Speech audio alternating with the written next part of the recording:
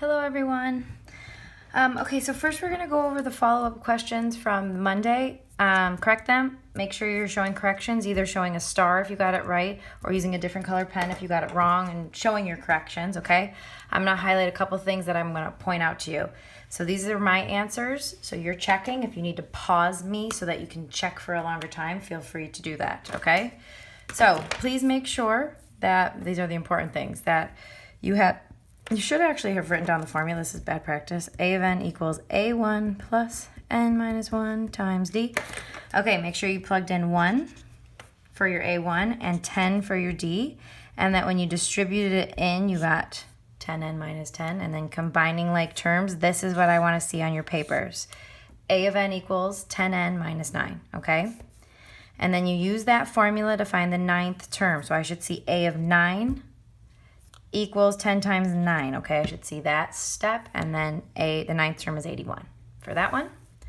Same thing down here. I want to see that you plugged in 18 for A1 and negative 8 in parentheses so that you remember that that was multiplying, okay? And then you distribute that in and you get negative 8n plus 8. Combine your like terms, and this would have been your final answer. A of n equals negative 8n plus 26. And then from there, you use that to find the 100th term. So A of 100, and then I should see 100 plugged in for n. And then your A of 100 was negative 774. All right, and then these ones at the bottom here, what was the common difference given this explicit formula? Remember that the common difference is next to your n. So it's 3 in this one, and this one I put it in the second spot, but it's still next to the n, so it's 2, okay? So I want to see stars. Some of you are losing points because you're not correcting. If you got them right, show me stars. If you didn't, show me your mistakes in a different color pen, okay? But don't forget that step. It's really important. All right, moving right along. I'm actually going to, flip over to the notes from Monday so that we can fill in this box right here so that you can just have everything on the same page, okay?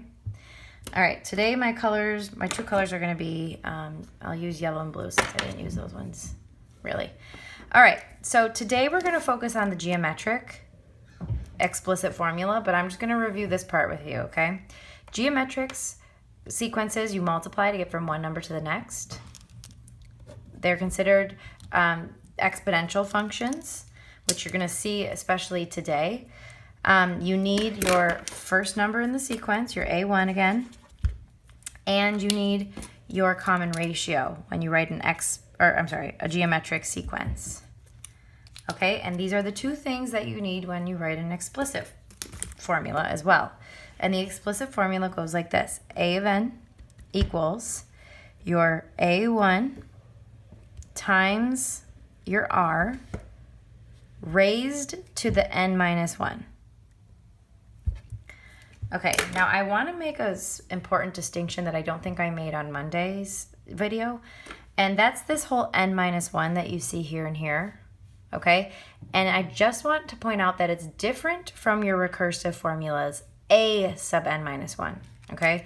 This is considered a subscript, so it shows you like a of 1, that's a subscript saying the first term in the sequence. This means previous number. This means previous number. It's a subscript. This does not, okay? We're actually plugging in numbers for n here and using them to solve. This means the number in the sequence. So if I'm looking for the 7th number, I'd plug in 7 for n, okay?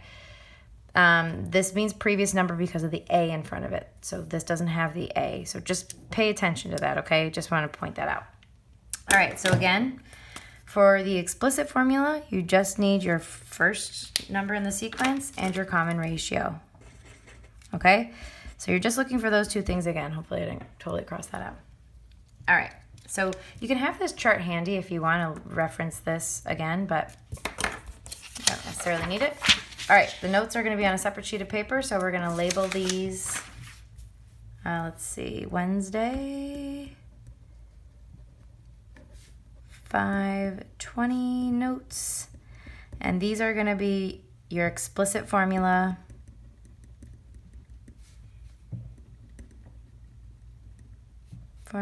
for geometric, and that's multiplication. Okay, So we're not going to do much review here. I'm just going to go actually right into it, but I'm going to rewrite that formula. You can't see it enough times, and then it's new. We're going to rewrite it. So I'm going to rewrite it on top. A of n equals your A1 times your common ratio raised to the n minus 1, okay, where you need to find your A1 and your common ratio. And just because I like making things pretty, I'm going to continue highlighting yellow and blue. I'm just going to outline that one. All right, so geometric sequences we multiply to get from one term to the next. So all the ones you see today are going to show multiplication, okay? I'm going to do 2 examples, and then you guys are going to do 3 questions for the follow-up, okay? All right, the first example is the sequence 80, 40, 20, 10, dot, dot, dot, and I want you guys to write the explicit formula. Okay, so I'm going to always rewrite this.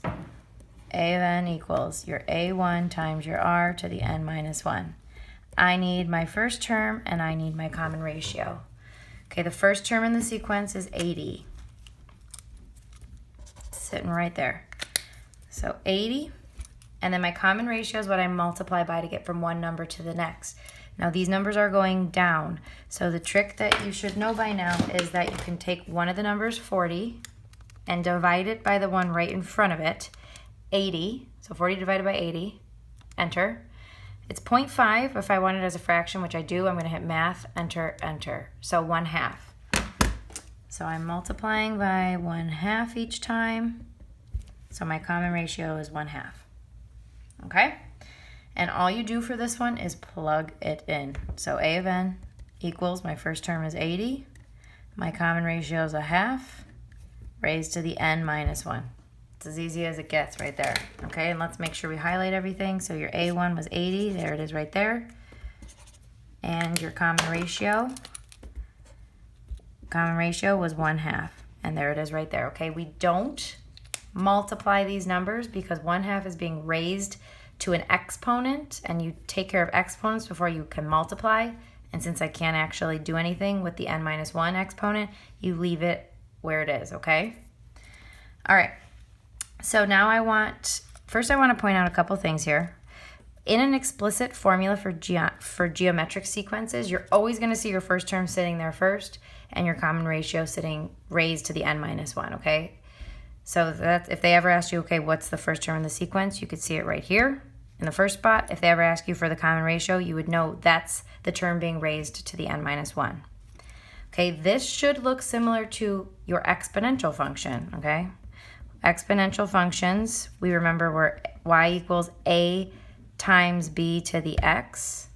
These are very similar to that. They have a couple differences, like n minus 1, but for the most part, these are the same type of thing. There's geometric sequences can be compared to exponential functions, okay?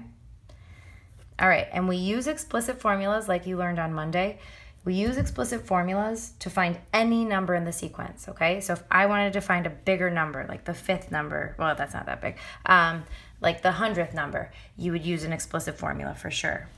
Now, as you know with exponentials, if I plugged 100 in here, my number's going to be really, really, really, really, really small, right? Because this is going to keep dividing by 2 or multiplying by 1/2, I should say. So I'm not ever going to give you guys numbers that big for geometric sequences. So I'm going to say use the formula to find, and we'll just say the, I don't know, we'll say 5th term. Okay, so you're going to take your A of n equals 80 times 1/2 raised to the n minus 1.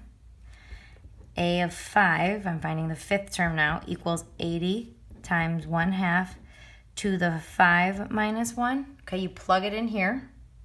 Okay, 5 minus 1 you know is 4, so you can, we'll rewrite it for our example, 1/2 to the 4th. But if you wanted to jump right to that, you probably could. I actually do like seeing though the 5s here, so I actually don't want you to jump right. Just make sure you're showing all those steps, okay? And then that you can plug in your calculator. All right, so plug it in carefully. It's 80 times 1/2. You can do 1 divided by 2, or you can do your alpha y equals, and then raise that to the 4th power. and the answer is 5. So a of 5 is equal to 5. The fifth term in the sequence is going to be 5, which we could have figured out, right? If we kept multiplying by a half, the next one would have been 5. All right. Example number 2 is going to be this following sequence: 2, 6, 18, 54, 162. Sorry, that's really messy. I was looking at something else while I was writing it. All right, so we're going to write the explicit again. And we're going to know to use this formula because I told you the whole problem, all the problems were going to be geometric. But the way you know really is that these numbers are being multiplied to get from one to the next. Times 3, times 3, times 3. And if you weren't sure of that, you could always take one number divided by the one in front. Okay, so I need my A1, which is 2, and my common ratio of 3. I'm plugging it into the geometric explicit formula. Okay, let's get it nice and pretty for those of us who like colors. My A1 is going to be plugged in here. And my common ratio, what I'm multiplying by, my common ratio of 3, that's going to be plugged in right there. All right, so my A of n is equal to, my first term is 2. My common ratio is 3 to the n minus 1. These are nice and easy. All right, and then I'm going to ask you to use formula to find, I'm going to make this one a little bit bigger. Let's say the 10th term. Hopefully it's not too big. The 10th term. So I'm going to say A of n equals 2 times 3 to the n minus 1. To find the 10th term, you plug in 10 for n. 2 times 3 to the 10 minus 1. So A of 10 is equal to 2 times 3 to the 9th power. Plug that in your calculator. It's going to be a big number here. To the 9th power. 39,366. So the 10th term is 39,366. Okay? So those are your 2 examples. Hopefully you guys are getting the hang of this. On the back, I'm going to give you 3 problems to do. So these are your follow-up questions for 520. You're going to correct these on Friday's video, okay? So don't forget to do that. Okay, question 1. You're going to write the explicit formula for this sequence, and the sequence is going to be 6. That's not the one I just did, right? No. Okay, sorry. I'm losing my mind. 6, 24, 96. 384 ... All right. So that's going to be your first part, and then, so this will be 1A and then 1B. Use formula to find 10th term. It's going to be a big number. Just warning you. All right. That's question 1. Question 2 is going to say the same thing, right? Explicit formula for the sequence. And it's going to be 128, 32, 8, 2, ... And go ahead and use it. That's 2A. I don't know why I keep forgetting the A's. 2B is use it to find the 5th term. Use formula to find 5th term. And question 3.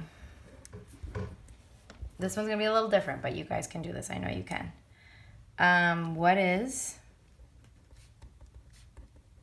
the 7th term in a geometric sequence that has a first term of 3 and a common ratio of 2. Okay, so you're going to need to use that explicit formula to figure this one out. Remember, I'm going to give you a little hint. Your A1 is what? Your common ratio is what? Plug it in the formula, find the 7th term. Okay? All right, guys, we look forward to seeing your work again, and let us know if you have any questions about anything. Okay, you can always email either myself, Mrs. Specht, or Mrs. Garzone, depending on who your teacher is or who you want to talk to. All right, I hope you all have a fabulous rest of your week.